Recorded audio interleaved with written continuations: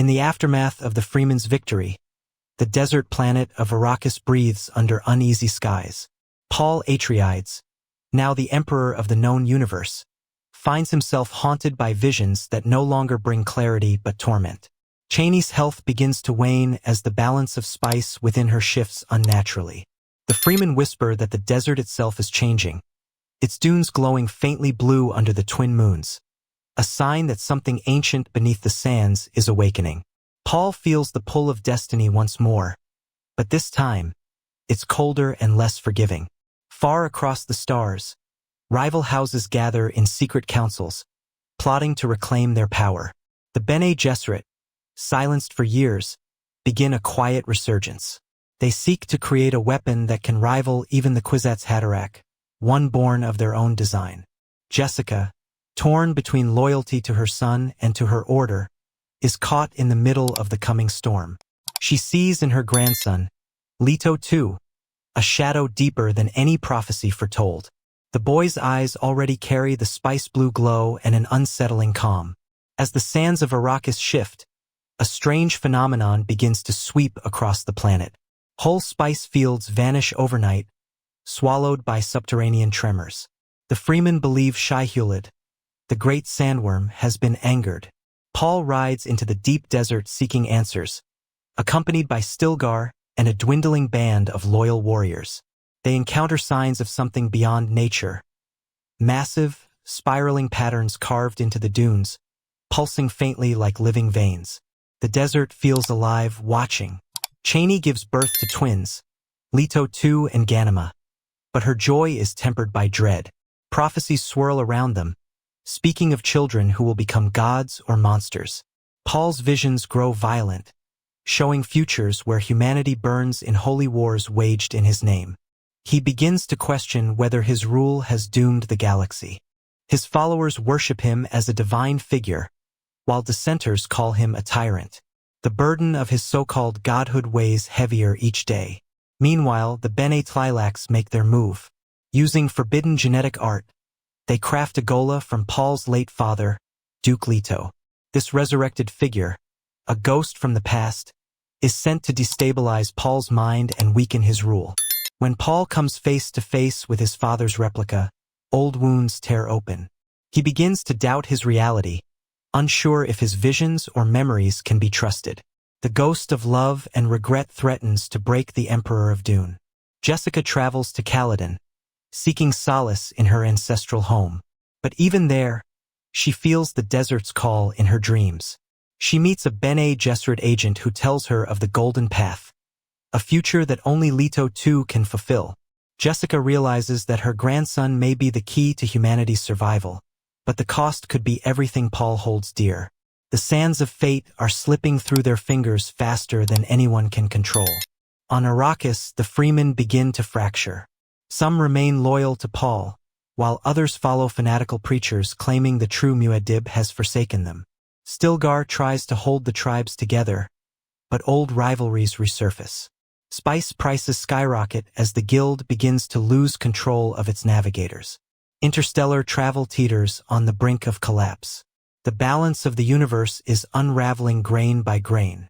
A secret Bene Gesserit envoy arrives at Paul's court, bringing news of a rebellion on the edge of the galaxy. House Carino, long thought extinguished, rises once more under the banner of vengeance. Their armies are fueled by stolen spice and led by Alia, Paul's sister, whose mind is slowly slipping into madness. Her possession by the spirit of Baron Harkonnen grows stronger, turning her into a creature both tragic and terrifying. Paul faces an impossible choice: to destroy his sister or watch her consume everything they fought for. Chani, growing weaker, begs him to save their children instead of clinging to power. Her words pierce his heart more deeply than any blade. He begins to understand that destiny is not a crown but a curse. The emperor who could see the future now fears to open his eyes. As the war spreads across the Imperium, Leto II begins to show uncanny awareness. The boy speaks of things no child should know, about sandworms, stars, and the path beyond time.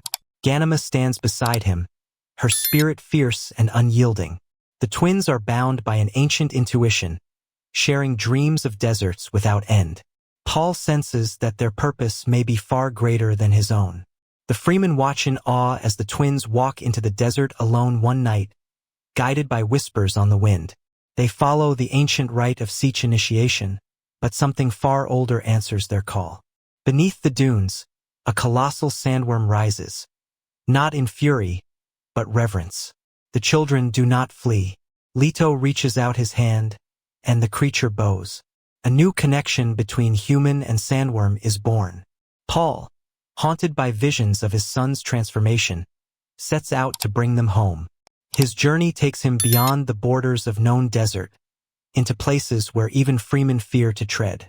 There, he discovers vast ruins buried beneath the sands, remnants of a civilization older than the Imperium itself. Within those ruins lies a mural depicting twin figures merging with the desert, heralding the dawn of a new species. Chani's life fades as Paul returns, holding only despair and revelation. In her final moments, she tells him that love must guide the path, not fear. Her death shatters him but also frees him. Paul vanishes into the desert, blind and alone, leaving the empire to his children. The legend of Muad'Dib becomes myth, and the people begin to whisper of a new dawn. Leto II and Ganima grow in secrecy, watched over by Stilgar and Jessica. The Bene Gesserit and Tleilaxu both seek them, fearing and desiring their power.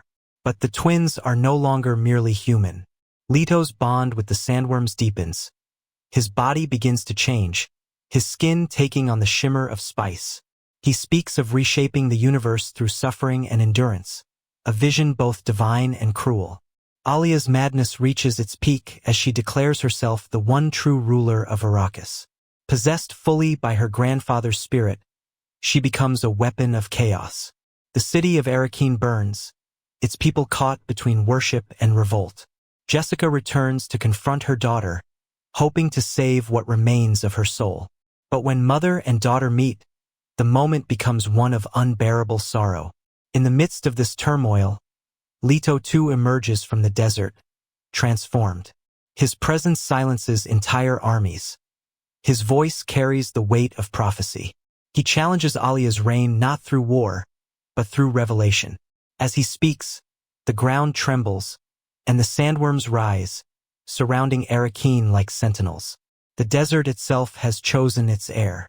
Alia's final moments are both tragic and redemptive. She sees her reflection in Leto and understands that her fate was always to fall so he could rise. With tears in her eyes, she ends her own torment. The Empire stands still in mourning and awe. The era of Paul Muad'Dib has ended, and the age of the God Emperor begins. Leto ascends the throne not as a conqueror but as something beyond human. He vows to lead humanity down the golden path, a vision of survival through hardship, ensuring mankind's eternity. His reign will be one of both tyranny and salvation.